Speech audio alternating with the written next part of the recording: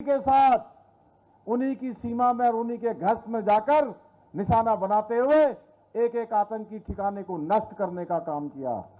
हमारी सेनाओं ने अद्वितीय संयम, रणनीति और पराक्रम का परिचय देते हुए 9 बड़े आतंकी अड्डों को भी नष्ट करने का काम किया, जिसमें 100 से अधिक आतंकवादियों का खात्मा किया गया।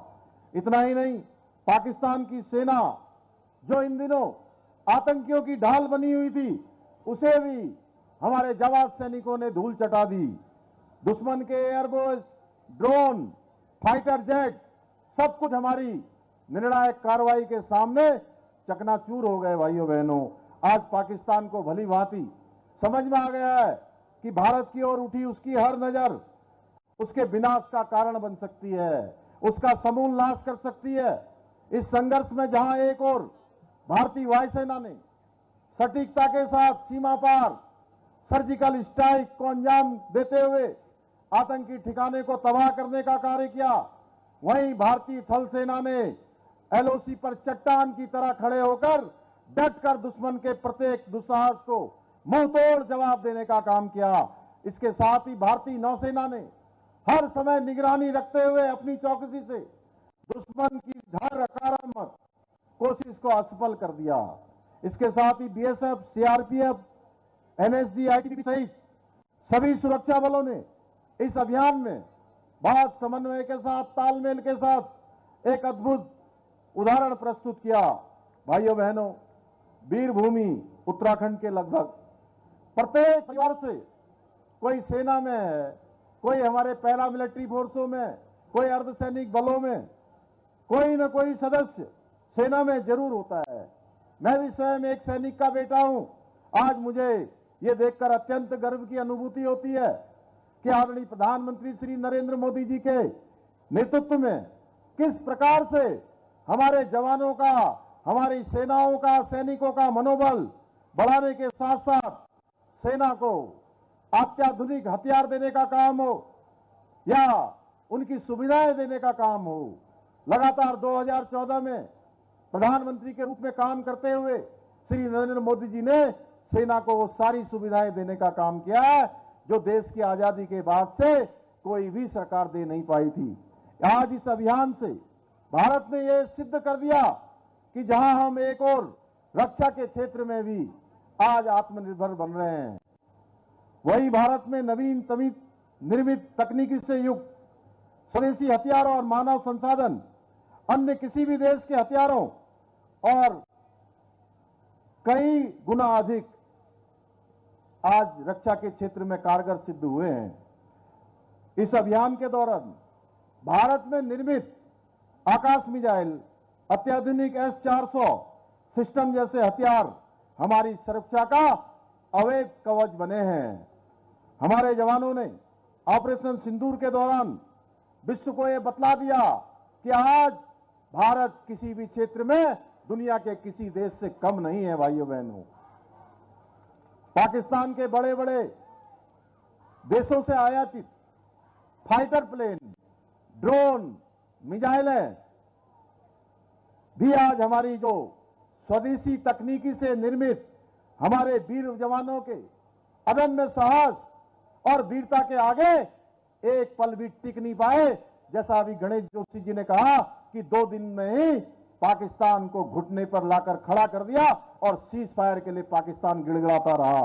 भाइयों बहनों, दुर्भाग्य है कुछ लोग जो पहले भी डी एस्केलेशन की रट लगा रहे थे, उन्हें अब भारत की ऐतिहासिक विजय भी रास नहीं आ रही है। मैं आज के इस अवसर पर जहां जन जन आज देहरादून की सड़कों पर है, मैं कोई राजनीतिक बात नहीं करना चाहता, परंतु आप सब भली भांति परिचित हैं कि भारत पर आतंकी हमले पहले भी हुए हैं, लेकिन तब आदरणीय प्रधानमंत्री जी ने अब स्पष्ट कर दिया है कि भारत पर हुए हर आतंकी हमले का जवाब निर्णायक कार्रवाई के द्वारा दिया जाएगा। साथ ही भारत अब किसी प्रकार के भी, आपने देखा होगा राष्ट्र के संबोधन में आदरणीय प्रधानमंत्री जी ने कहा कि भारत किसी भी प्रकार के न्यूक्लियर ब्लैकमेल को भी बर्दाश्त नहीं करेगा। यही नहीं, प्रधानमंत्री जी ने आज पाकिस्तान को साफ साफ बता दिया है, साफ साफ संदेश दे दिया है कि अब सिर्फ और सिर्फ आतंकवाद और पीओके पर भी बात होगी। भाइयों बहनों, ये प्रधानमंत्री श्री नरेंद्र मोदी जी के नेतृत्व वाला नया भारत है, जो आवश्यकता पड़ने पर आतंकवादियों को उनके घर में घुसकर मारता है, सीमा पार जाकर मारने का काम करता है। आज हमारी सेना को कार्रवाई के लिए कोई परमिशन नहीं लेनी होती है। एक समय था, आप सबको पता होगा, कि हमारे सैनिकों के सर काटकर पाकिस्तान के आतंकवादी ले जाते थे, सैनिक ले जाते थे, लेकिन कई महीनों बीत जाते थे, सालों बीत जाते थे, लेकिन सेना को आदेश नहीं आता था कि जवाबी कार्रवाई करनी है। लेकिन प्रधानमंत्री मोदी जी के नेतृत्व में नया भारत अब दुश्मन की एक एक गोली का जवाब गोलों से और तोपों से देने का काम करता है। आज के इस अवसर पर मैं आप सभी से आह्वान करना चाहता हूं, आप सभी मिलकर भारतीय सेनाओं के अद्वितीय शौर्य के प्रतीक ऑपरेशन सिंदूर की इस ऐतिहासिक विजय को प्रतिवर्ष मनाएं और अधिक से अधिक लोगों को हमारे वीर सैनिकों के द्वारा जो दिखाए गए साहस, पराक्रम और रणनीतिक कौशल से परिचित कराएं। इन्हीं शब्दों के साथ एक बार फिर से आप सब इतनी बड़ी संख्या में आज पधारे, आज सब पद यात्रा में शामिल हुए हैं। आपने देश के सैनिकों का आज प्रोत्साहन किया, सम्मान बढ़ाया, उनका अभिनंदन किया और ये संदेश दिया कि देश का जन जन भारत की सेना के साथ है, भारत की एकता अखंडता के साथ है। हम सब मिलकर आज हमने जो एक ऐतिहासिक पदयात्रा की है, निश्चित रूप से मैं राज्य का मुख्य सेवक होने के नाते आप सबको बहुत धन्यवाद देता हूं कि प्रातःकाल से ही समझ में नहीं आ रहा था कि सड़कों पर आज किधर जाना है, यही पता नहीं लग रहा था। इतना जन समुद्र सड़कों पर था। हमारी माताएं, बहनें, बड़े बुजुर्ग, नौजवान, विद्यार्थी और सामाजिक संगठनों के लिए जन जन ने आज इसमें प्रतिभाग किया है।